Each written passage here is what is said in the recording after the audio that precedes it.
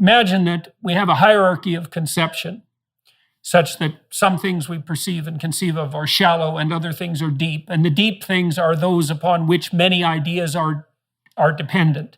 The deeper down you go, the more it becomes religious in some real sense. And so there's no getting away from the religious if you think about it technically. Hello, everyone.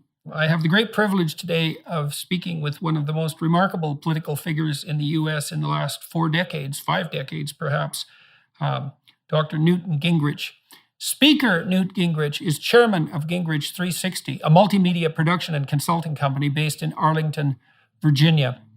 As former Speaker of the House of Representatives, Gingrich is well known as the architect of the contract with America that led the Republican Party to victory in 1994, creating the first conservative majority in the House in 40 years. He was also a Republican candidate for president in 2012. Gingrich is a Fox News contributor, podcast host, Newt's World, and syndicated columnist. He is the author of 41 books, including 18 fiction and nonfiction New York Times bestsellers. His latest books include Beyond Biden, Rebuilding the America We Love, and Trump and the American Future, Solving the Great Problems of Our Time. Gingrich and his wife, Ambassador Callista Gingrich, host and produce historical and public policy documentaries. Recent films include The First American and Divine Mercy, the canonization of John Paul II. Recognized internationally as an expert on world history, military issues, and international affairs, Newt Gingrich is the longest-serving teacher of the Joint War Fighting Course for Major Generals. He also teaches officers from all 6 services as a distinguished visiting scholar and professor at the National Defense University. In addition, Dr. Gingrich served as member of the Defense Policy Board. He was a member of the Terrorism Task Force for the Council on Foreign Relations, and he co-chaired the Task Force on United Nations Reform, a bipartisan congressional effort to modernize and improve the United Nations. The Gingriches reside in McLean, Virginia, and have 2 daughters and 2 grandchildren.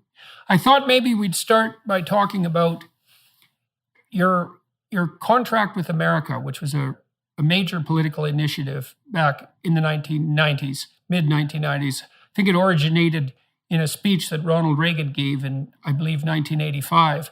I've been working with a variety of people recently on formulating something approximating a manifesto of conservative values, and that was something that you did essentially at a more political level with the contract with America. And so could you tell me a bit about why you did that, what your motivation was, how that worked, and what occurred as a consequence? Well, sure. First of all, if you are trying to be the party of change, it's very helpful, and I think almost essential, that you outline a formula for change. It's something Margaret Thatcher did beginning in 1975, and which I had studied a great deal. And I worked with Reagan starting in 1974.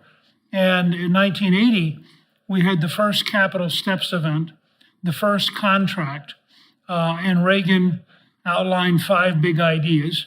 And it led to, and we had all of our candidates standing on the Capitol steps, and it led to a surprising series of victories in the U.S. Senate. We took control when nobody thought we would. So I'd had that background of having already done that. I believed, and I still believe, and I think it'll be true this year, that when you are the party seeking change, you have to nationalize the election. There has to be a common theme, a common argument, because you have to build a wave of support bigger than individual candidates can create. And so in 94, we really were working off of that framework. The 2 books I always recommend to people are Claire Berlinski's There Is No Alternative, Why Margaret Thatcher Matters, and Tom Evans' book, The Education of Ronald Reagan, His Years at General Electric. And if you read those 2 books, you can almost see how the contract emerged. It is true, as one of Reagan's biographers said, that about 70% of the contract can be found in the 1985 Reagan State of the Union. But that's because Reagan had begun articulating the need for profound change as early as his speech for Goldwater, his national televised speech in 1964, which is still available on YouTube, called A Time for Choosing, and is a remarkable speech. And then when he ran for governor in 1965, he began running, and he ran with welfare reform as one of his first topics. So this, the concept of, for example, being for welfare reform had a long gestation and had been dramatically accelerated by a book that Charles Murray wrote called Losing Ground, which proved pretty conclusively that government-inspired dependency is very destructive, and particularly destructive for people who are poor. So that was the background. We had a couple of very simple principles. No issue was involved that wasn't above 70% approval. And the reason there is, if you're a conservative, in virtually every country in the world, the media will be opposed to you. And so you have to have issues that are so powerful that after they get done lying about it, you're still above 50%. So you can't afford to wage a campaign on a 55% issue, because by the time the media is done lying about it, you'll be down at 40. But if you have a 70 or 80% issue, they can't lie enough to make the issue unacceptable. So we consciously put those together. The other thing we did that was probably unusual and people, I think, didn't fully appreciate at the time, we did not pick up two of the issues I personally believe in, right to life and school prayer, because we knew that the New York Times and the Washington Post and others would use those issues to demagogue about the contract and to make it impossible to ever get to the other issues. We then had to get all of our members to agree to it. And the one person, the one politician at least, who understood what I was doing was Chuck Schumer, the Democratic leader of the Senate, who wrote a book in 2007 and devoted a chapter to the contract and said correctly that the greatest purpose of the contract was not just to win the election, but it was to radically change the House Republican Party. That by getting them committed to these really big changes and to a timetable of voting on all of it in the first 100 days, I guaranteed that the first majority in 40 years would be, by Washington standards, a radical majority.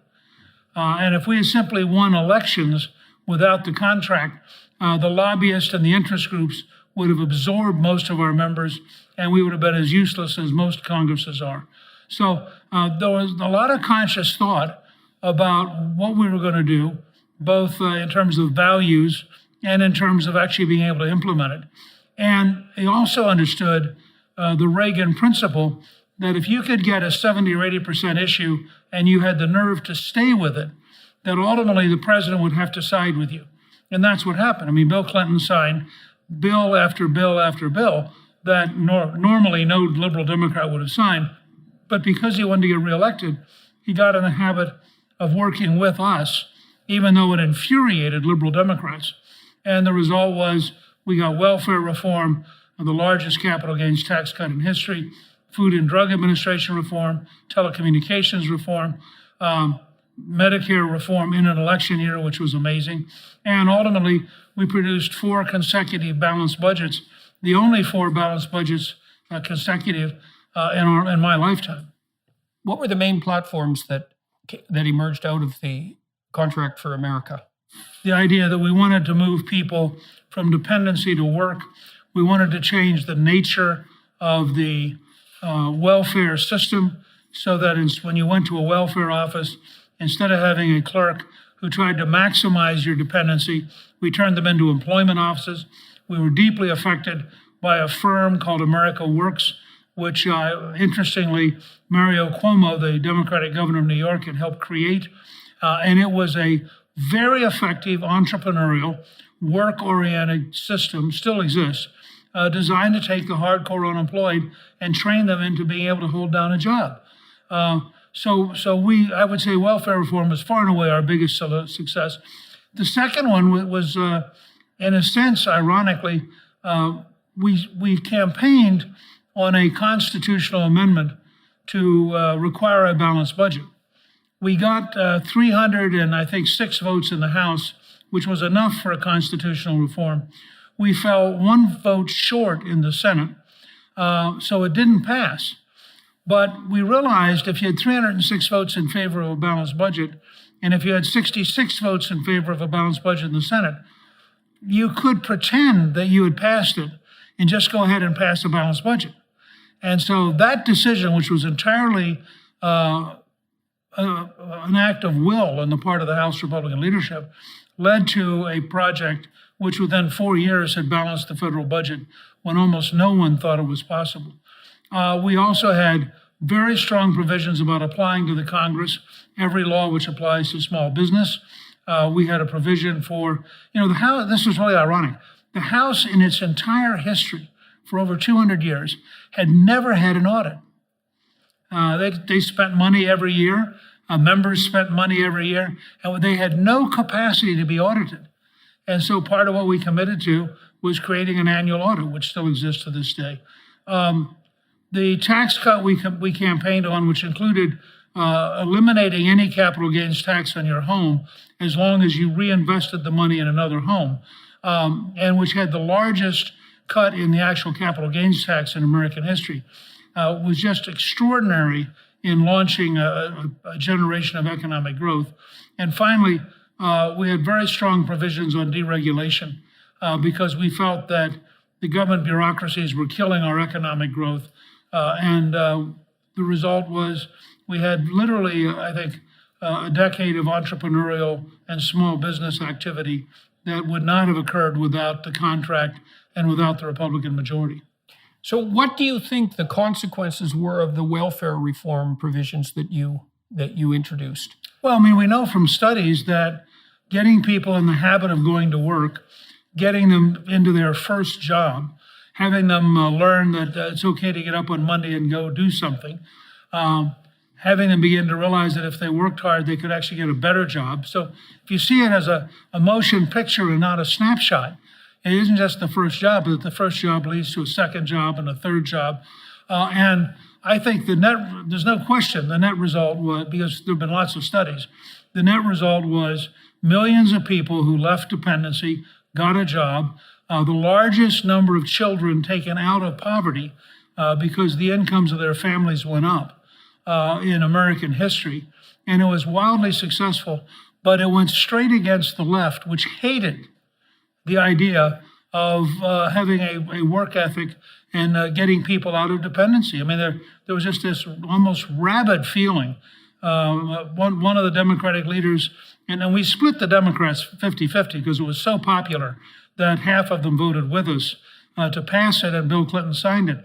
But the ones who didn't vote for it were from very liberal districts. And, one of them basically said, this was like the Nazis. They're coming for your children. They're going to starve children. The language was unbelievably hostile and personal and vicious. And there's something on the left that loves dependency and hates work. It's a very strange phenomenon.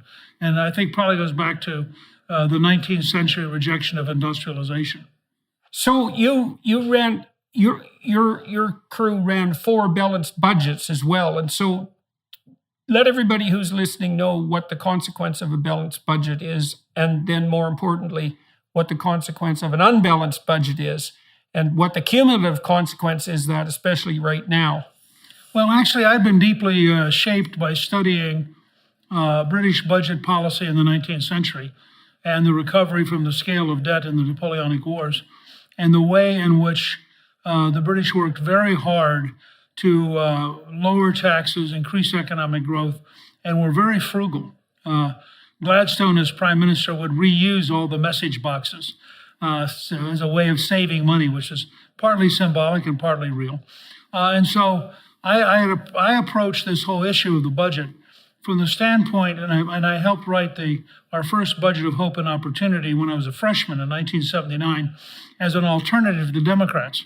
And we were making a couple of arguments. One is that a lower tax system creates a lot more jobs, that those extra jobs create a lot more revenue for the government because you have more people at work earning more money, more people getting profits earning more money. Second, that the best social policy, as Ronald Reagan said, was a job, and therefore having a robust economy was a major goal. and that in the long run, you could have much lower interest rates and much greater capital available to be invested if you had a balanced budget. And that we were very anti-inflation and very much for lower interest rates because we wanted to have a very robust private sector that was rapidly creating new technologies, new jobs, new opportunities. And if you think back to that period, it was at the very beginning of the explosion of the internet, of cell phones, of a whole range of technologies. So we were very interested in accelerating technological change. And that's part of why we emphasized a dramatic lowering of the capital gains tax, because we wanted to make it easy to liberate capital to move to new companies and new opportunities and new ideas. Ironically, when we balanced the budget for 4 straight years, Alan Greenspan was chairman of the Federal Reserve and actually reported publicly in a congressional hearing that they had a working group trying to figure out that the projection was in 2009, we would pay off the federal debt. And they weren't sure how they were going to technically manage the money supply if they had no U.S. debt. It was a situation we had not seen since 1837. And nobody predicted, nobody predicted we'd be a majority in 94. Nobody predicted we could balance the budget in 4 years and then keep it balanced. And it was really interesting. But part of the key to the balanced budget was it forced you to make choices and it forced you to modernize the system. So you couldn't afford this, when you're willing to run deficits, everything sloppy becomes acceptable. Because after all, it's all just money and nobody cares. And so you end up with huge levels of corruption. It's an estimated $20 billion in theft in the California unemployment compensation last year, just by itself. You end up with huge volumes of waste. The Pentagon is an embarrassment. It is so bureaucratic and so wasteful. You end up with all sorts of sloppy projects because politicians say, look, since the budget's going to be in deficit anyway, why can't I have my $500 million? And you have no yardstick. There's no way to control the system. And so we wanted to establish a genuinely controlled government that had to constantly improve itself. And I had been a student of both Edwards Deming, the father of the quality movement, and Peter Drucker, the best management writer of the 20th century. So I really brought a very management-intense approach to thinking about the federal government. And I wanted the pressure of the balanced budget to force us into the kind of reforms we needed.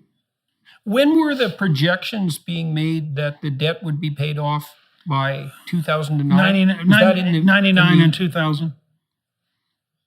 Right. So that was at the end of the internet boom. That was a remarkable decade, the 1990s, of American economic expansion. Exactly what we had predicted. We said, you're going to get dramatically more growth. That will produce revenue. And if you control spending, for example, welfare reform led to such a dramatic drop in the number of people taking money from the government, and those people now working and paying money as taxpayers, that you take both sides of that equation. The government's paying out less, and it's getting in more. So for almost every state, welfare reform was a huge advantage to their fiscal budget.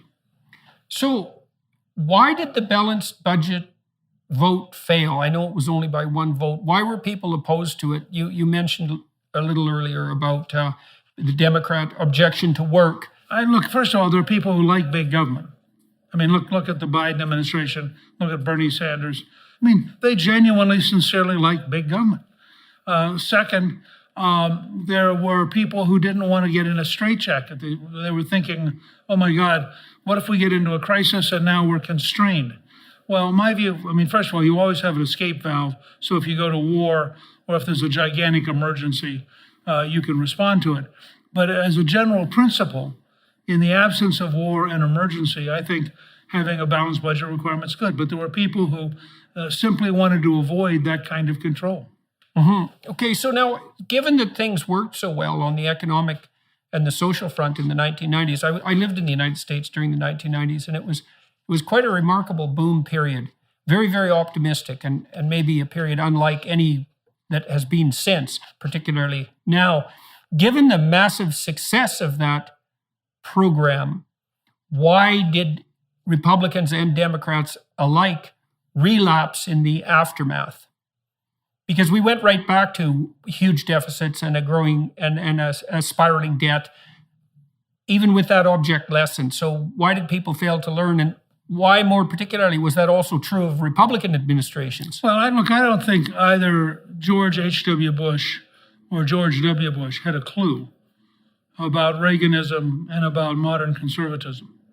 I think they were just managers, and they managed the system as it existed. I mean, when George W. Bush announced he was going to work with Teddy Kennedy on education reform, you knew it was an absurdity.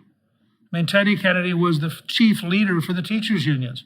There wasn't going to be any education reform. They were just going to spend a lot more money and accomplish nothing. And I think that there's a wing of the Republican Party, which is a managerial wing. It likes things to be tidy. It doesn't like fights. Well, if you're going to actually control the government, it is a struggle because the government doesn't want to be controlled. So if you're going to actually, for example, examine how we managed to build the F-35 as a bad airplane at such enormous cost, you're going to have every lobbyist who helped build the plane petitioning the Congress to avoid the investigation. And so you end up in a situation. I once said that the future has publicists, but the past has prison guards. And those prison guards are mostly lobbyists.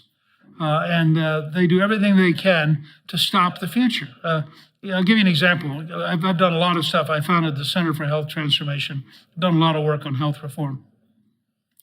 So somebody built a computer model that could evaluate your eyes. And we currently have a system where every year you have to get your eyes checked if you need, for example, a prescription for contact lenses. Well, the recommendation actually technically is you ought to get your eyes examined every other year.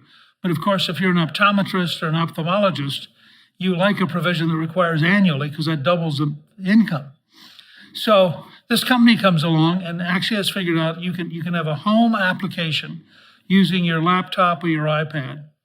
And it is literally technically as good as going in. So one year you'd go in, and the other year you'd give it to yourself.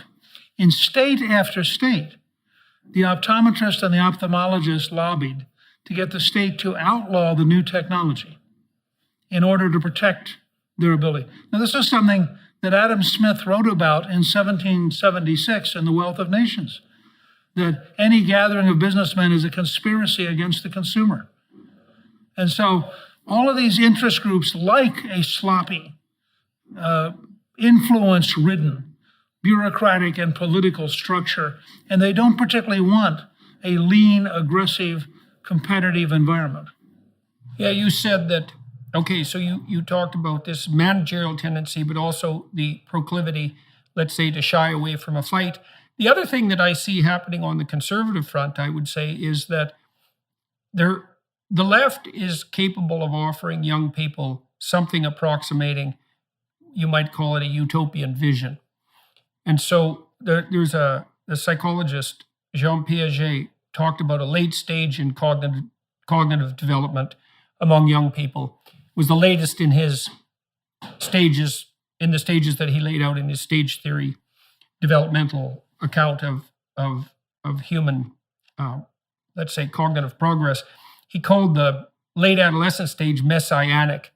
He believed that was a time, and it wasn't the case for all young people, but for many, where moving from their group affiliation, say their peer group, to full independence required something like the abiding by a set of universal principles. And so there's a search for universal principles that can be a guideline for life, and that would be part of high-end enculturation. And I think the left has been particularly good in capitalizing on that by making the case, for example, that if you're concerned about climate change, then you're serving the best long-term interests of the planet, that you're engaged in some noble goal that's outside of yourself. And conservatives have been, I would say, spectacularly bad at offering that sort of alternative to young people, a vision. And I think if you look at what predicts conservative political belief temperamentally compared to liberal or left political belief. The biggest predictor is creativity, is the trait openness. And so open people tend to be more liberal in their political preoccupations. And open people are actually more visionary in the technical sense. They're more imaginative. And then you might combine that with the fact that conservatives tend to stand for traditional values. And it's not that easy to articulate a vision that's based on traditional values, because a vision tends to be future oriented. And so one of the things that strikes me about your contract with America and the work Reagan did and the work that Thatcher did was that it was visionary in some real sense. And then that seemed to evaporate in the aftermath of that era and hasn't been replaced by anything on the conservative side since. And I've spoken to conservatives all over the world and to centrist liberals as well. And the degree to which they're starving for a forward-looking vision can hardly be overestimated. So you managed this, and what made your era different and the people that you worked with, and why were you able to communicate it in a manner that was effective enough to have it adopted by such a wide swath of people? Without being presumptuous, you could make an argument that the three most disruptive Republicans of modern times were Reagan, Trump, and me. And that all three of us are outside the norm for the Republican Party. The Republican Party norm is to raise a lot of money, hire really good staff, hope somebody near you is thinking, and actually almost deride the idea of visionary language and all that fancified stuff. This is, by the way, an enormous problem in the American military. There was a point around 2004 or 5 where John Petraeus called me from Iraq, and he said I really had to get to know a guy named Nagel, N-A-G-L, who was at that time an Army major and who had written a brilliant book called Eating Soup with a Knife, which is actually a phrase from Lawrence of Arabia, who said that fighting a guerrilla war is like eating soup with a knife. It's very, very difficult. So I read Nagel's book. I called Nagel and talked to him. And the book is a scathing, unending example of the Army's absolute inability to think in Vietnam. I mean, it's just astonishing how bad the U.S. Army's thought processes were in Vietnam. And I called Nagel and I said, hasn't this really hurt your career? And he said, no, nobody in the Army reads. Uh-huh. Well, I did some work with the U.S. Naval Academy in Maryland, and we were looking at personality factors that predict military ranking and to some degree academic success. And it was pretty clear from that investigation that general cognitive ability was a predictor, like it is for most activities that are complex. But the next most powerful predictor, and this isn't that surprising, was trait conscientiousness, and that's basically orderliness and industriousness. Certainly openness, which is the creativity dimension, predicted not at all. Now, it also doesn't predict standard university grades, by the way. You were talking a little bit earlier about the managerial proclivity of the run-of-the-mill Republican, and also about the fact that you and Trump and Reagan were all outsiders. It seems to me that in managed bureaucracies, that openness is a detriment to progress from the bottom up. Is when you're in the bottom ranks, what really predicts your success is conscientiousness, dutifulness, the ability to run out an algorithm that's already pre-established. And if you're open and creative at the bottom rungs of an organization like that, all you're going to do is cause trouble. Now, the problem with that is that as people progress through the ranks, all the people who are creative get winnowed out. They might be absolutely vital at the highest levels of organizations, but there's a tremendous amount of trouble at the bottom. And that combined with that intrinsic skepticism that you described among the, let's say, run-of-the-mill Republican acolytes, means that vision and ideas are in very short supply. It's a very difficult thing to overcome, because as I said, the visionary types are going to. I mean, there's this great moment in the 19th century where the Peel decides that he cannot refute the argument of the people who want to change the corn laws and allow the price of corn to drop dramatically to feed the industrial working class. And he, in the middle of the debate, he turns to his deputy and says, "You have to answer this. I can't. I think they're right." Peel then splits the Conservative Party because the Conservative Party base is farmers who were growing wheat, which was what they meant by corn, who really wanted these tariffs to protect their price. So Peel takes with him all of the great, bright members of the Conservative government. And this is why Gladstone ends up as a liberal. The only person left who is articulate is a half-Jew who had been considered a fop, which was a term of derision, who had worn velvet coats, had toured Europe with his mistress and her husband, and had written novels. Now, in the absence of Peel splitting the Conservative Party, Disraeli would never have emerged. And yet, he was the only articulate person on the floor of the House of Commons who could defend the Conservatives.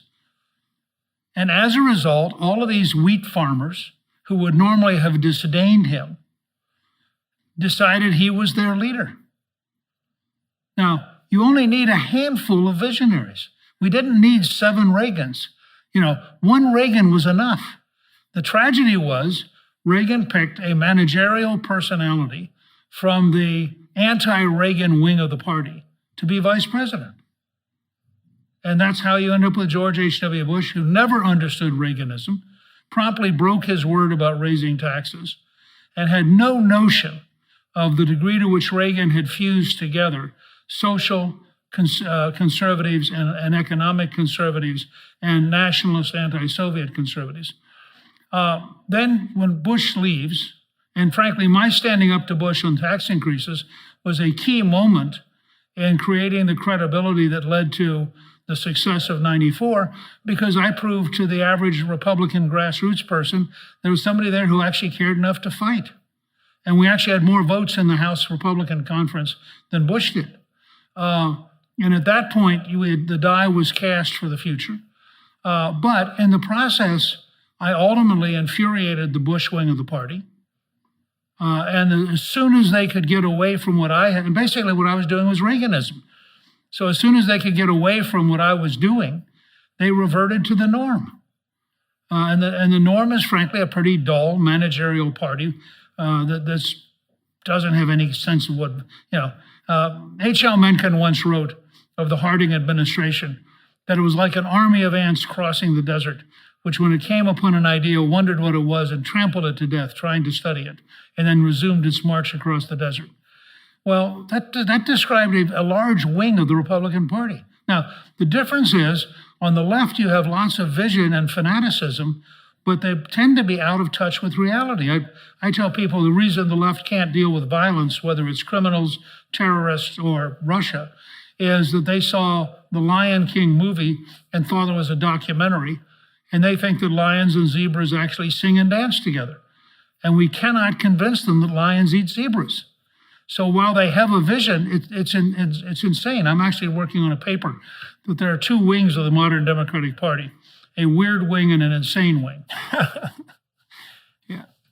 Yeah. Well, I mean, that does seem to be that paradox that you just described with the visionary Democrats who are out of touch with reality and the managerial Republicans who are out of touch with vision does seem to be a logical consequence of what would you say, the excessive control that people at different temperamental extremes might have of both parties, because the stereotypical personality who's going to lean to the left on the pathological side is someone who's extraordinarily visionary but completely impractical. And then on the right, you're going to have someone who's so practical that they can't shift direction when it's necessary. And I would say those are stable states in some sense on both sides. And you talked about outsiders like like Reagan and yourself, and you put Trump in that category too. Those are people who come along, I suppose, now and then and shake up the Republican Party. Why would you put Trump in the same categorical domain in that sense as Reagan and yourself? Well, because he had actually a pretty coherent vision. He really did want to make America great again. He really did believe in a pretty sophisticated America First foreign policy. He was really prepared to take on the bureaucracies and shake them up. I mean, the part of what defines the entire process with Donald Trump is that the establishment, whether it's the bureaucracy or it's the news media or it's the FBI or it's the billionaire elites in New York, they all understood that he was their mortal enemy. That if they didn't go after him every single day in every single way, that he would destroy their world. And that's what he was doing. I mean, there's no question in my mind, he was waging war on a corrupt establishment, and the establishment was fighting back. I mean, I think he was the most disruptive person since Andrew Jackson in terms of actually taking the establishment head on and being prepared to violate all of its norms.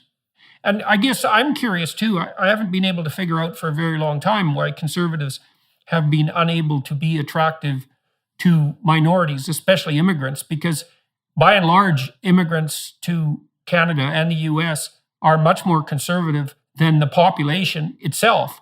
And so why do you think the Republicans have been historically unable to make the connection with minority voters? Is it the policy on immigration, do you think, or the notion that they're a status quo party?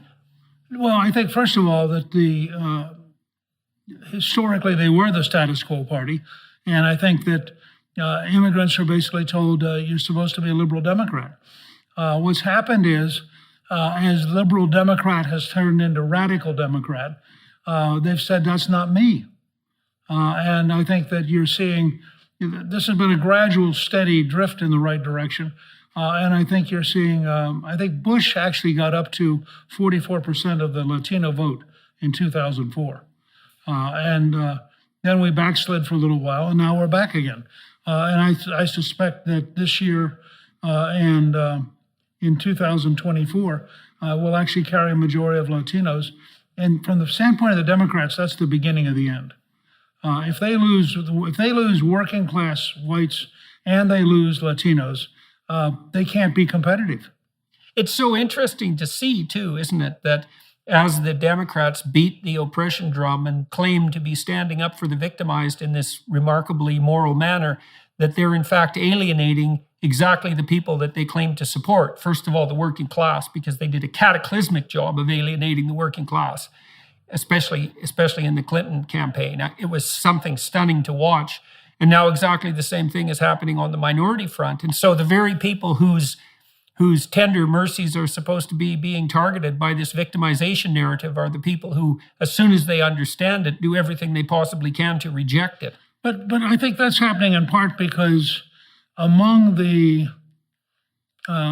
graduate school educated elites, you're really dealing with a secular religion rather than a political movement. And therefore you have all of the fervor and intensity and blindness of a religious movement. So they have to assume that these other people are just wrong. They can't hear them because the messages being sent to them by minorities and by working class whites are messages which are heresy given their secular religion.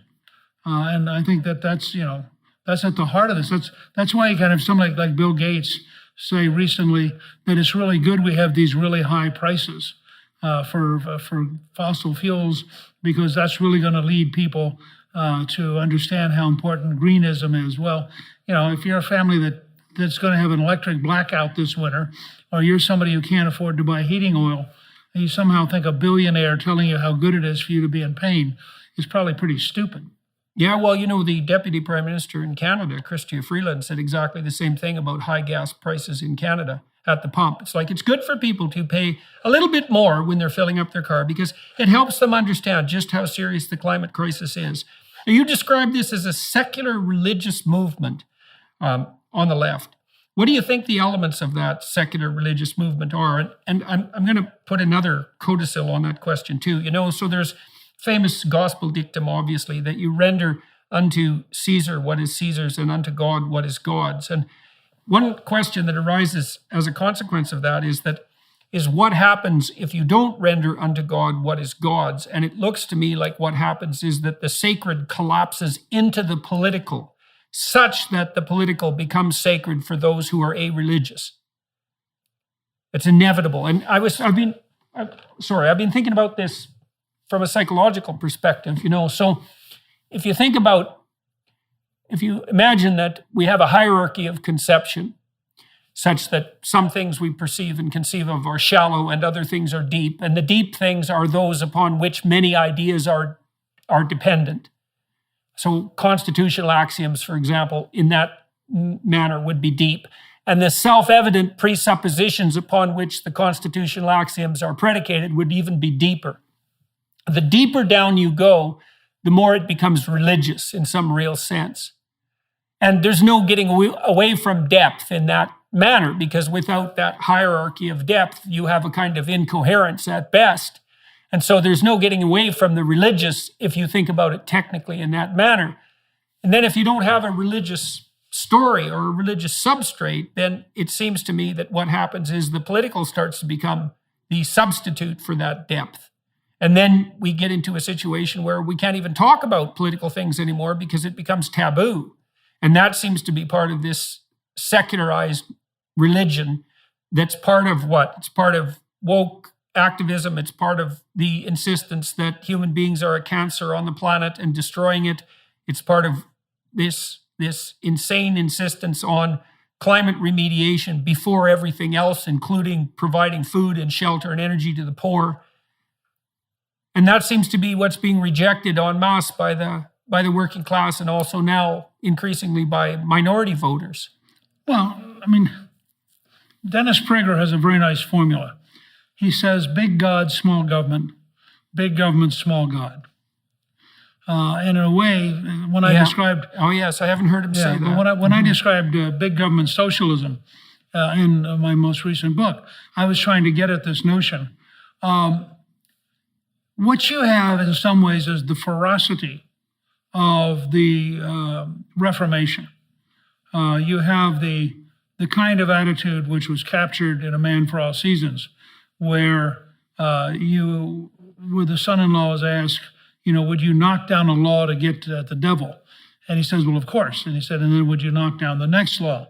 And then when you finally end up having driven the devil all the way to Wales and he turns, what is going to stand between you and him now that you've knocked down all the laws? And I think what you have on the left is the ferocity of the Reformation, the ferocity of the French Revolution at its peak. Callista and I visited the cemetery in Paris where the Marquis de Lafayette is buried. And it was a cemetery, he personally was not harmed by the revolution, but his wife's relatives were all aristocrats and they were all guillotined. And they were buried in that cemetery, and so she asked that he and she be buried there. It's also the cemetery in which the Catholic nuns were buried who had gone singing to the guillotine because they refused to give up Christ, and they were therefore had to be guillotined. It's the ferocity of Leninism, which annihilated much of the social structure of Tsarist Russia. It's the ferocity of Maoism, which annihilated much of the structure, the Confucian structure of China. Well, that ferocity is what leads people to say that we ought to have transgenderism for 3-year-olds. We ought to make sure that we have black dormitories in the name of anti-racism, that we ought to make sure that white males don't get hired for anything because they're clearly the source of all of our problems, that we ought to condemn Christopher Columbus for having discovered the New World because somehow he eliminated the purity of Native Americans, which requires a stunningly ahistorical understanding of Native Americans. All of this is a modern religion, and I think has to be dealt with. That's why I'm working on this paper on the Democratic Party's two wings as weird and insane. The weird wing is sort of in touch with reality, but weird. The insane wing is totally out of touch with the real world and is drifting off into a never land in which it is quite prepared to kill people like you and me if that's the cost of getting to nirvana. Yeah, well, this is the thing that strikes me. I was just in Europe for several months touring through the UK and through Holland and Finland and Germany and Jerusalem, all sorts of places. It was very interesting to be in Berlin because, of course, the Germans, as well as the people in the UK, it looks like they're going to be in for an unbelievably harsh winter. I mean, there are estimates in the UK that up to 40% of small businesses now face the risk of bankruptcy. And even The Guardian, that horrible left-wing rag, published an article about two weeks ago, which was actually a pretty good article, all things considered, pointing out that because of the climate of the UK, that if people aren't able to heat their houses up to a reasonable temperature, which might be the temperature that drives out damp, that the houses start to develop black mold.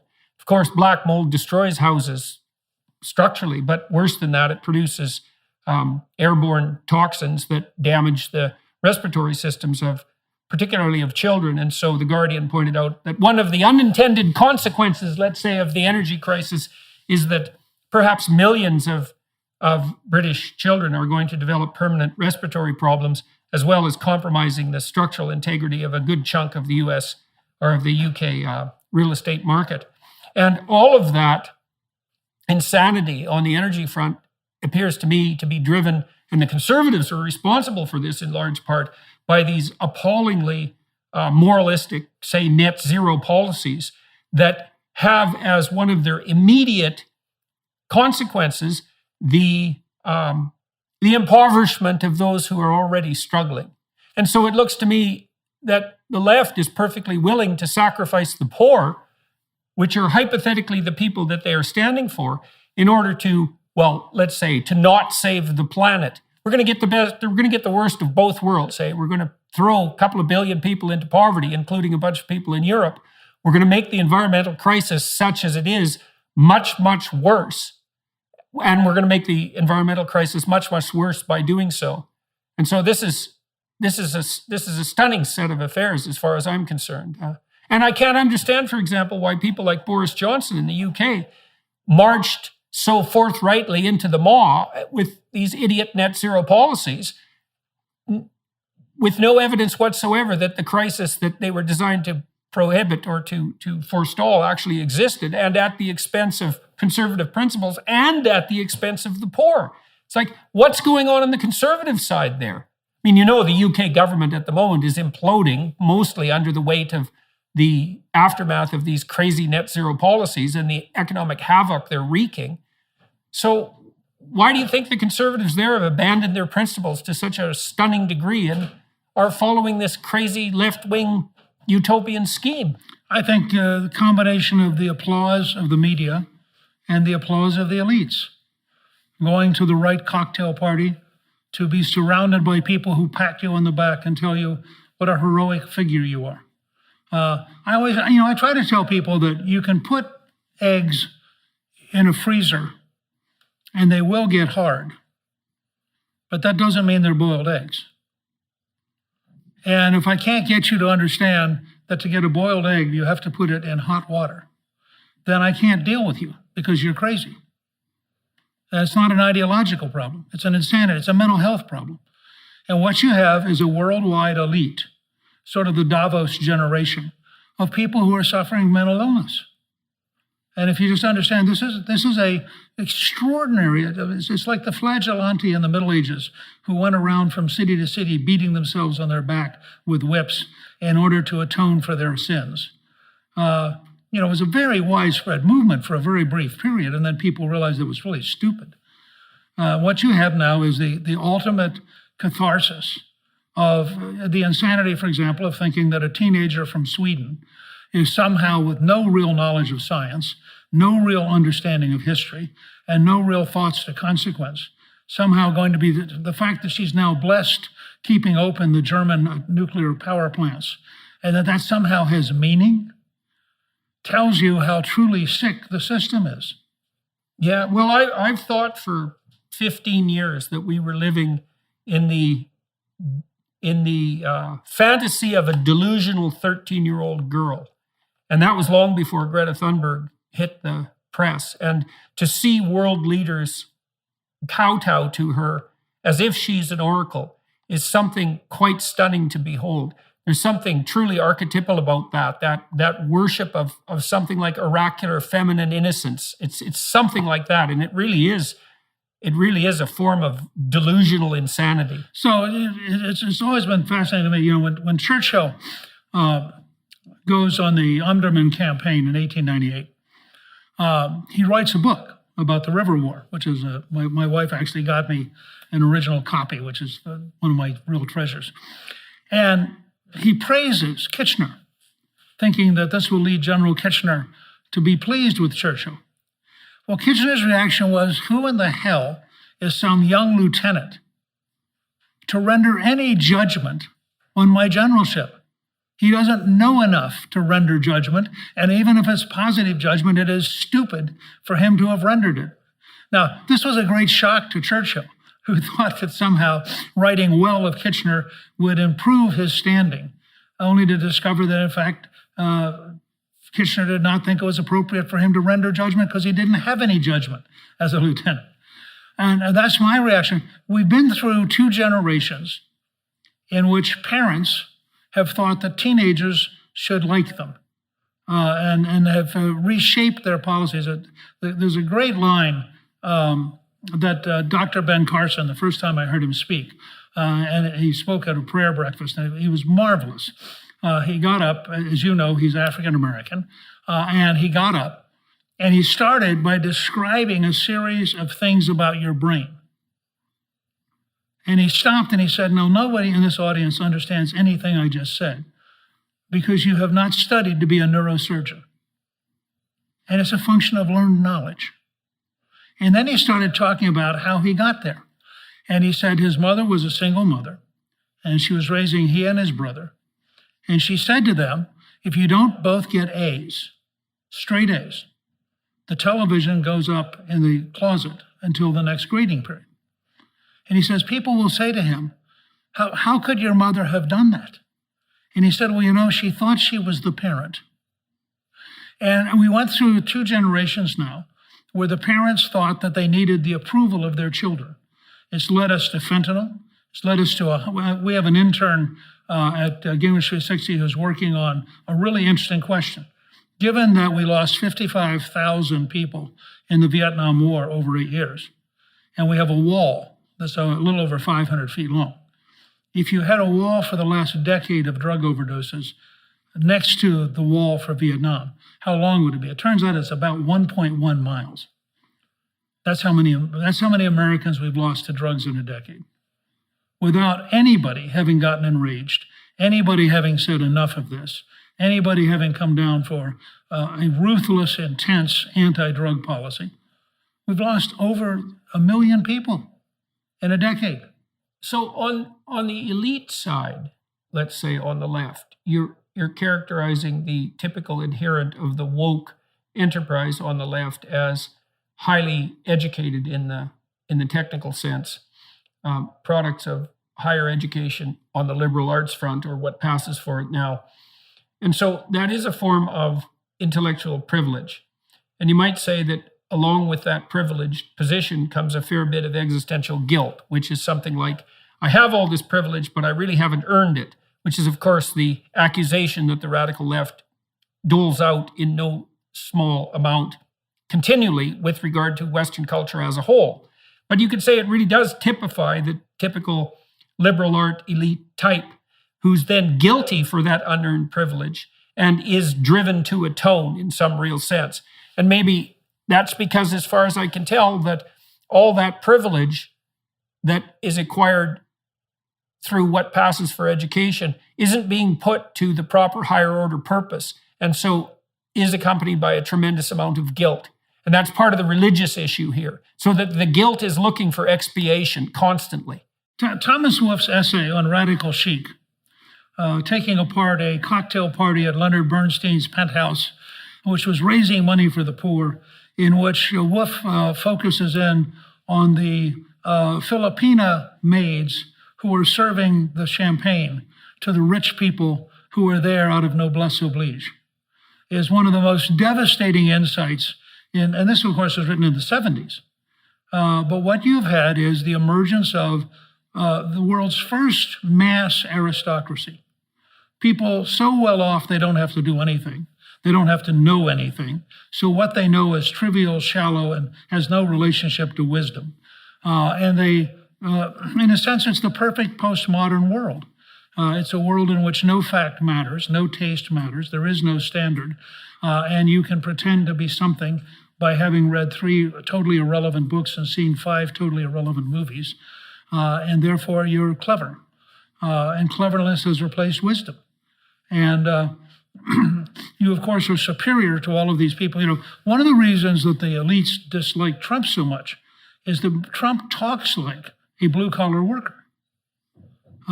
I always tell people that there's a movie that Mark Wahlberg is in about the guy in Philadelphia who tried out for the Eagles and ended up being accepted, actually played for 3 or 4 years with the Eagles. And if you see the movie, the opening scenes are in a South Philadelphia bar. And they talk exactly like Donald Trump.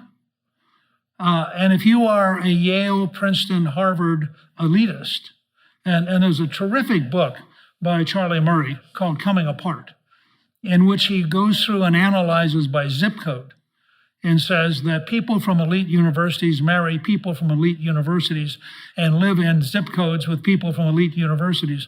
And I used to tell reporters in 2016, the reason you don't understand Trump is that The Apprentice was not on PBS shortly after Downton Abbey. And therefore you never saw it. And you had no idea that this guy had done television for 13 years. And of course, to have actually watched The Apprentice, if you were working for the Post or the Times, would have been to risk your status, because as a snob, you couldn't watch that kind of so-called reality TV. And I think that's a significant part of where we are. The intellectual left, the dominant wing of the Democratic Party, has to believe in nonsense because it's what it believes in. And so it goes around prattling nonsense. Releasing murderers is a good policy. Having no bail is really clever. And then you're shocked to discover that when you release murderers, you send a signal that being violent's okay. And then you find out that the average person doesn't think it's very clever to be mugged, raped, or attacked or carjacked by people you let back out on the street. And that's part of the great crisis of American society today. To say that the entire historic tradition of male and female, the entire story coming out of Genesis of God creating man and then creating woman, the entire process biologically, which seems to be relatively common as it relates to human beings for several 100,000 or million years, is actually phony. And you get to reinvent yourself. So you have replaced God. And instead of trying to accommodate God's will, you will now reshape yourself and be who you want to be. And that will somehow make you happy, even if it makes you miserable. Yeah, well, God's active self-naming to Moses in the desert is something approximating "I am that I am," or "I will be what I will be." And it's very difficult for me not to see a direct analogy between that and the claim that identity is subjectively defined. I am that I am. And that's something like the attribution of omniscience and omnipresence and omnipotence to the subjective self. And it's even worse than that in some sense, because the subjective self there that's being elevated, which is something like what I feel I am, seems to me to be technically indistinguishable from whim.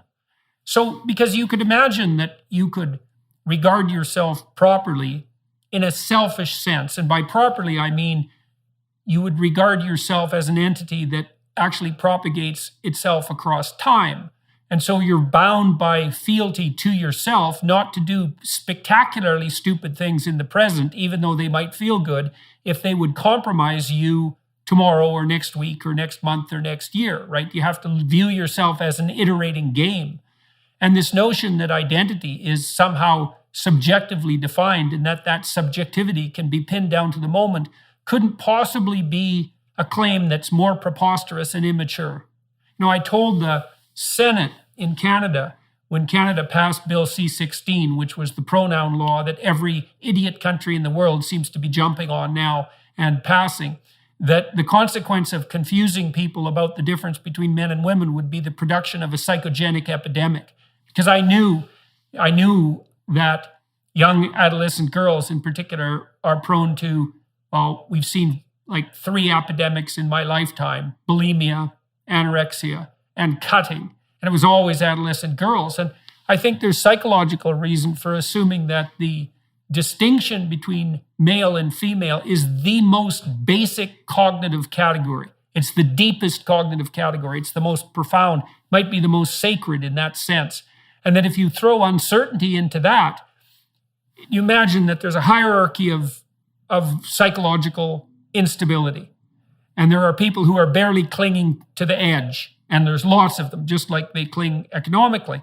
If you add uncertainty into the conceptual hierarchy, you drop marginal people into the realm of insanity. And so I felt that for every one trans child that we hypothetically saved, we'd probably doom 1,000. And that seems to have played itself out with near perfect accuracy over the last 6 years.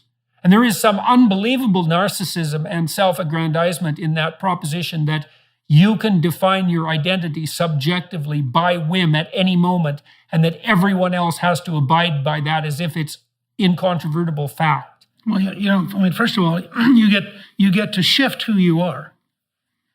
And that's that whole process of your definition at 3 may be different than your definition at 5, which may be different than your definition at 7. But we're supposed to take you seriously at this instant if that's who you have defined yourself as this evening or today. Secondly, I think it is at the heart of the 10 Commandments that you shall have no other God before me. And what we've now said is, oh no, you are your own God. You are therefore by definition in front of God, because you get to redefine whatever you want to redefine. Well, once you get into that kind of relativism, you have everything begin to disintegrate because there is no framework of reference you can cling to it. Ironically, there are 34 languages that have different declensions based on sex. So you have to ask yourself, how in Spanish or French, for example, are you going to deal with a relativistic, multi-sex, multi-gender environment when the language, in fact, assumes 2? Yeah, well, it seems to have something to do with this disintegration of the intermediary hierarchy. So one of the things Carl Jung, the psychoanalyst, said back near the end of the Second World War was that, well, he said 2 things that were quite striking. One was that the biggest threat that was going to confront us in the future would be something like mass psychological instability rather than, let's say, material want and privation per se.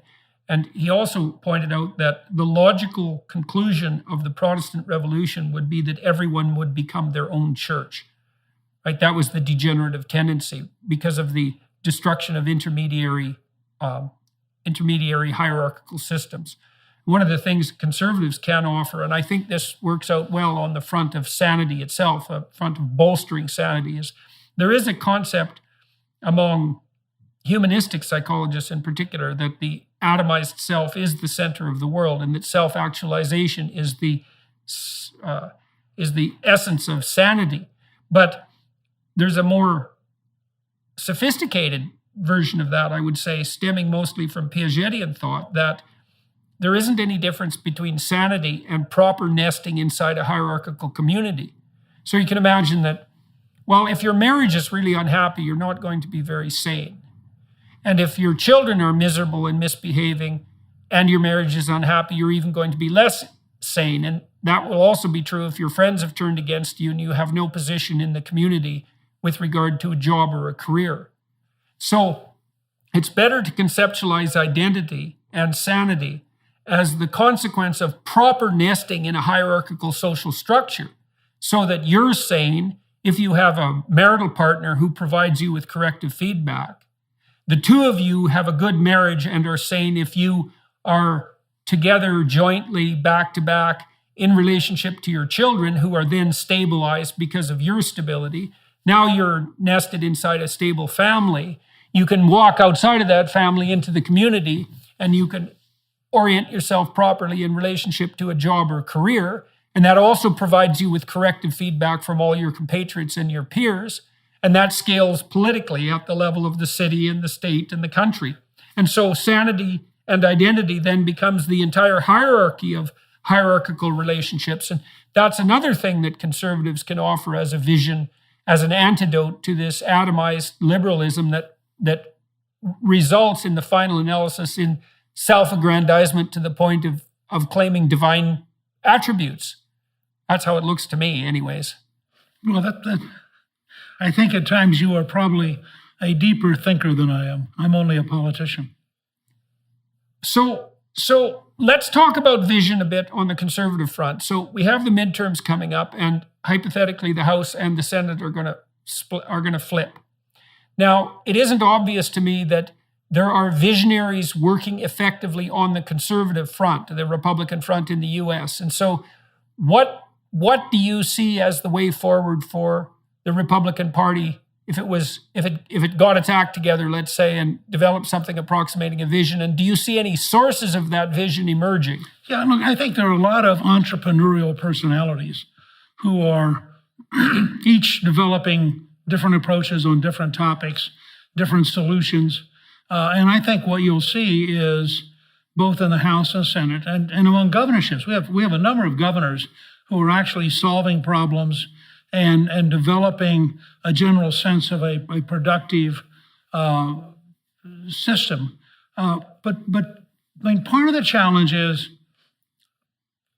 I think if you're a conservative, you're trying to create a frame of reference or a framework within which people are able to improve their own lives. So we're not trying to set up the government which then decides for you what your vision is. We're trying to set up a system or structure in which you get to pursue the vision you believe in. And we believe that kind of freedom is in fact really, really important. And I think it's interesting. You know, I think Lincoln in that sense may have been the greatest visionary of American conservatives, because when he described government of the people, by the people, and for the people, he's really describing a very open-ended concept. He's not describing any one specific thing. He's describing freedom. He really believed that people had the right to pursue happiness as explained in our Declaration of Independence. He had done it in his own life, had come out of relatively real poverty and risen by his own efforts and his own studies. And I think he thought that the job of government was to create a framework within which people would go and work. Lincoln would be appalled at today's massive number of people living in dependency. So I think the vision that we have to offer is one that says, you know, we want everybody to have an opportunity to get a good education, but and that's a good example. Betsy DeVos, the former Secretary of Education under Trump, has come up with this idea of education freedom, that it's not just school choice, but it's also homeschooling, it's also apprenticeship, it's also online learning, that there are many, many different ways that people can learn, and that it's not just a 19th century bureaucracy dominated by a teachers union with various credentialing requirements that are now totally obsolete. And I think that says that you're going to see a number of different people in different areas who are offering specific breakthroughs towards a more dynamic, a more open, a more entrepreneurial American society, and frankly, a much more work-oriented American society, which is historically was a key. That emphasis that you lay on work, well, in the lectures that I've been doing publicly around the world, I have placed a fair amount of emphasis on responsibility. And I think that your emphasis on work and my emphasis on responsibility are likely the same thing. I've been trying to point out to the people who are listening to my lectures that most of the meaning that sustains people through crises in life is accrued as a consequence of adoption of responsibility.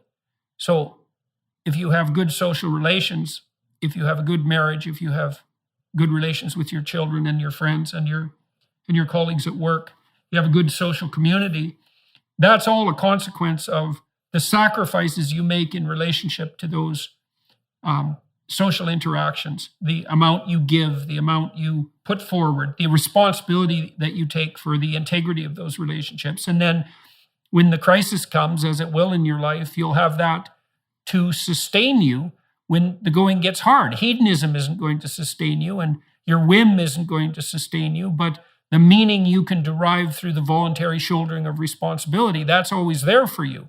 And it seems to me that that's akin in some sense to the emphasis that you lay on the necessity of work. Does that seem reasonable to you? I think your formula is pretty close. I would say that, the center of my life has been citizenship, at least since August of 1958. And that citizenship involves a sense of responsibility, and that responsibility inherently involves work. That you have, if you're responsible for getting educated, as you know, real education requires work. If you are trying to sustain economically what you're doing, that requires work. I found in my own life, through several failures, that to have a really sustainable relationship requires work. Being close to my two daughters requires work. So it's a sense that there's sort of two sides of the same coin, if you will.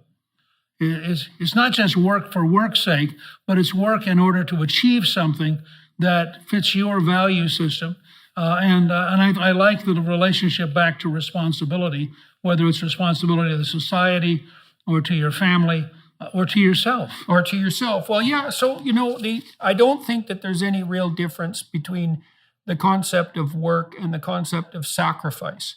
I used to ask my students, many of whom were children of first-generation immigrants, trying to elucidate the concept of sacrifice, I'd say to them, what sacrifices did your parents make so that you could attend university in Canada?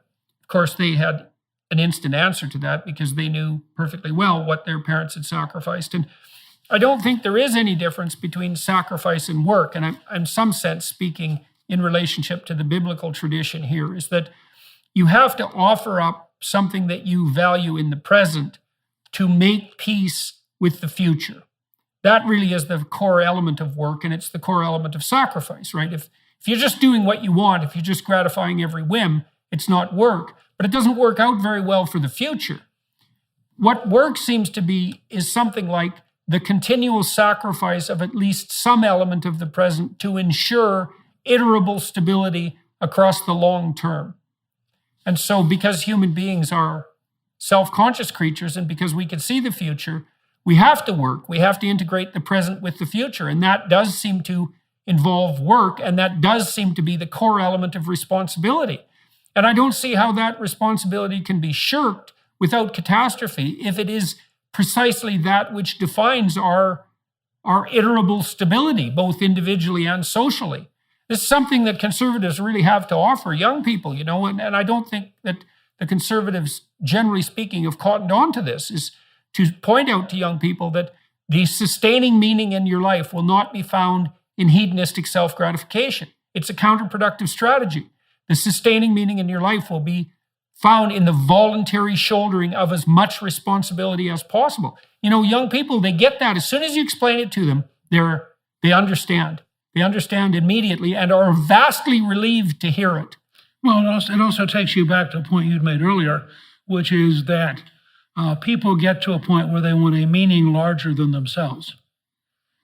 And that's part of this, that ultimately you find a better life by focusing beyond yourself, not by focusing inside yourself. Well, and that inside yourself is such a peculiar formulation, which I think is why the radicals insist so much on feeling, Because when I hear that as a psychologist, I think, well, what self do you mean?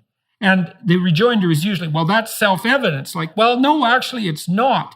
Because if you're acting in your own best interest, all things considered, you're not giving way to every momentary whim. All that does is put you in the position of a dependent 2-year-old or a psychopath. And none of that's productive. Even if you're abiding by your own true self in the higher sense, then you're going to make sacrifices of your momentary whims to your medium to long-term stability and thriving. And that's exactly what happens when you mature, because 2-year-olds have that proclivity to be governed by whim. But nobody thinks that 2-year-olds should rule the world. Well, except maybe 2-year-olds. Well, again, you get back to some of the current fads, which would suggest to you that 2 and 3-year-olds can actually make real decisions, which I think is the example of what I meant about being insane. And anybody who thinks that a 3-year-old or a 5-year-old is prepared to make adult decisions is just literally living in a world that I have no relationship to, and I can't understand. But I think there's also, part of the challenge is that historically, almost every society I know of that's successful has rites of passage which takes you through adolescence into adulthood, sometimes at a pretty early age, sometimes at 12 or 13. But it's made very clear to you that you have been a child, and that children are allowed to do a whole range of things, but that we don't take what they did as children seriously.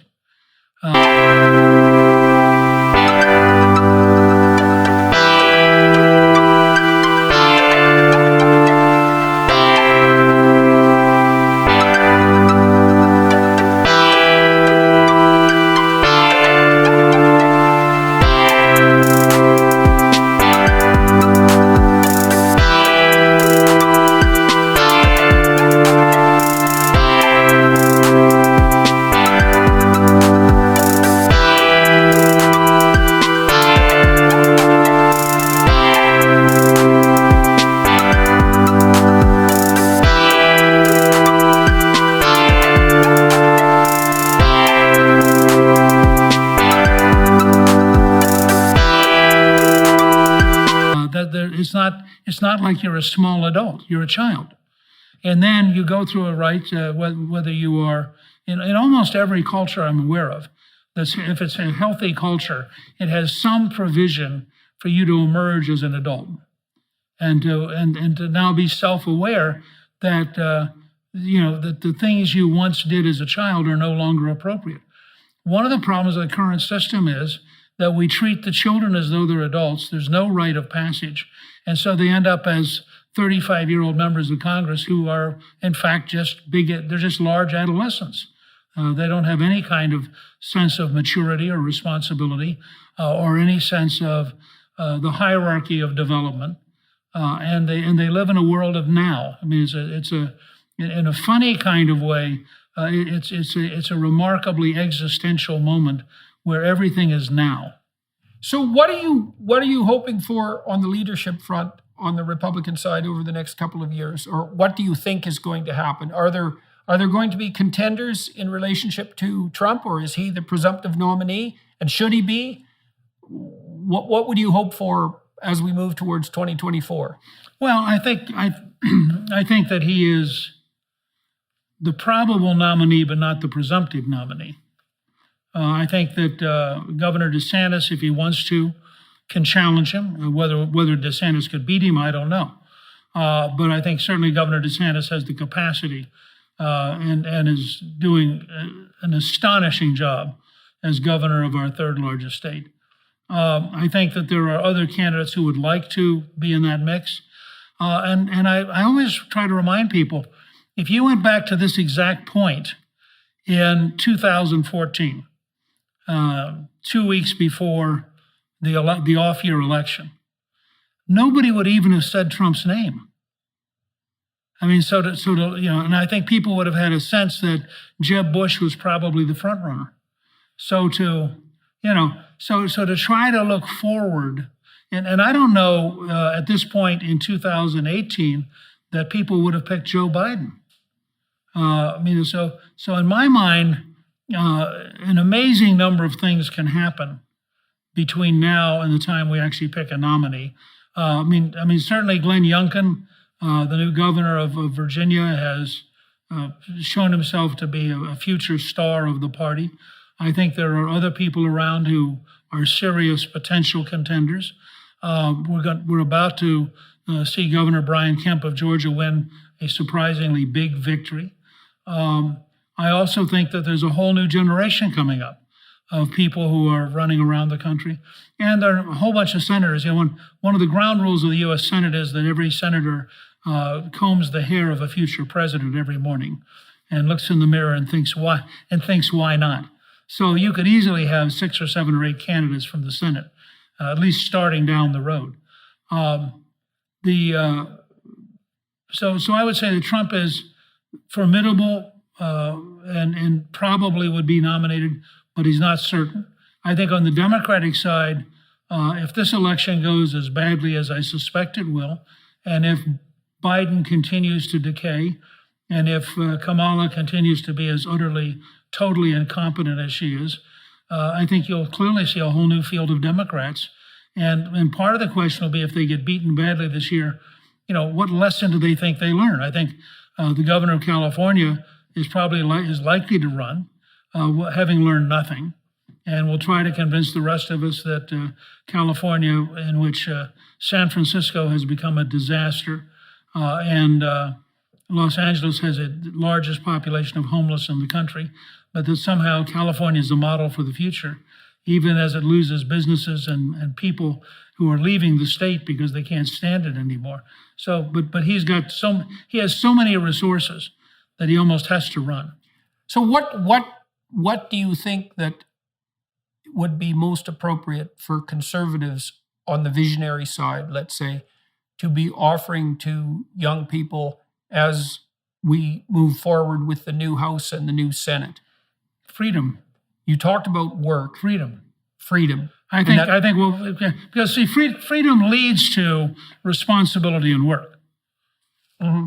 Mm-hmm. I just did a seminar with a bunch of people, including Dennis Prager, on the first half of Exodus in Miami. We're going to release that November 26th. And you mentioned freedom, and that's what made it spring to mind. So when God tells Moses to address the Pharaoh, he tells him to let my people go. And that's a famous line, let my people go. But that's not the line, actually, interestingly enough. And it's repeated, I believe it's repeated 9 times, might be 10 times, just to make sure that the listener gets it. The line is, let my people go so that they may serve me in the wilderness. And what's fascinating about that is that the vision of freedom that's put forward, which is the spirit, let's say, that's calling to the Israelites to emerge from their slavery and to the tyrannical Pharaoh to release his tyrannical grip on them, isn't the freedom of whim. It's the freedom to pursue the proper goals, to pursue the highest goals. And so it's the freedom that comes with a voluntary adoption of responsibility, and not the freedom that leads to a nihilistic hedonism. Right, but there's a difference between liberty and libertine, and I think that the challenge is, and this is, I think, very difficult to have a serious public conversation about it. Although Dennis Prager does as good a job as anybody. Ultimately, the health of the West requires a profound revival. Ultimately, God has to be at the center of our freedom. When we say in our Declaration of Independence that you are endowed by your Creator with certain unalienable rights, if you don't think there's a Creator, then the whole rest of it makes no sense. On the other hand, if you believe that your rights come from God, and your right includes the right to pursue happiness, which in the sense of the 18th century Enlightenment actually meant virtue and wisdom. Happiness did not mean hedonism. Then the pursuit, I always try to make 2 points to people. The pursuit of happiness, first of all, is an active phrase, which gets us back to the work ethic. It doesn't say you're going to, it doesn't say we'll have happiness stamps or we need a federal department of happiness. It says you have been endowed by God with the right to pursue happiness. And second, by that grant, God has also imposed upon you the obligation that you should pursue happiness. Again, happiness in the sense of wisdom and virtue. And all of that only makes sense if you understand that you are subordinate to a supreme being. It's a little bit like Alcoholics Anonymous. I had a good friend who had been very high up in the Reagan administration and who was an alcoholic and ultimately went to Alcoholics Anonymous, found it to be enormously helpful. And ultimately, you get to a key step. I mean, you have to start by recognizing you have a problem and recognizing that you can't solve the problem yourself. But then you get to the key step. You have to recognize that there is a supreme being, a higher power. And so he found himself talking one day to a federal official, and he was explaining the impact of Alcoholics Anonymous. And this federal official said, if we could skip that one step, we could fund it. And he said, I don't think you understand. That's the step that makes the rest of it work. And I think in that sense, all of us are caught in an Alcoholics Anonymous moment. All of us are weakened by the fact that we don't live in a culture which makes it normal and obvious that your freedom is a freedom within God's belief and God's control. It's not a freedom against God or a freedom in an atheistic world, because those are in fact impossible. We might conceptualize freedom the way we conceptualize playing a sophisticated game. Every game is ordered according to the principles of the game, the rules of the game, let's say, and the rules aren't exactly walls, and they're not thou shalt not in some sense. They're enabling principles. And I don't see that there is any freedom without the rules of a game. I think there's just chaos. And chaos, that's libertine freedom, let's say. That's the chaos of whim. There's nothing about that that's salutary. There's nothing about that that allows you to maintain anything approximating sanity. It has to be ordered freedom. And maybe that's something that visionary conservatives can offer to young people, is what would you call it? The attraction of ordered freedom. And maybe we'll see some more of that happen in the upcoming years. That would be a lovely thing if the proper vision can be established. And so I'd like to thank you very much, sir, for spending the time talking to you. It's quite an honor. You've been a name I've known for a very long time. I must say that when I was young, you were definitely not my most favorite person. I was under the sway of socialist ideas when I was a kid. Really? Yeah. And so that during the Reagan years, let's say, but it's quite a circumstance to be sitting here talking to you today, and I appreciated it very much. As I mentioned to you earlier, that I really like your work. I admire it. We have a number of people in our team at Gingrich 360 who are huge fans, who were thrilled that we were going to have this conversation. And also, I did want to mention for our viewers that at Gingrich 360, we do have an internship for people who are bright and who are willing to work hard. And so I appreciate I really like what you're doing, and I really think it's important and a significant contribution. Thank you. Thank you very much. If people out there, young people who are listening, are looking for a signal opportunity, then this internship program looks like that to me. Where are you located now? We are in Arlington, Virginia, and in Naples, Florida. So we have opportunities in both places. Okay. And are you personally in the Arlington area? I'm in both places. I'm actually talking to you today from Arlington. I see. Well, I would love to meet you the next time I come down to Washington. It would be good to meet in person. Good. Well, I agree. I think you are a remarkable contributor to our time. Well, thank you, sir. I want to go behind the scenes with Dr. Gingrich for half an hour, and so any of you who are inclined to join up with the Daily Wire Plus platform will get access to that. And I'd like to thank you again, Dr. Gingrich, for taking the time, and we'll get this up real soon, and hopefully we'll be in further touch.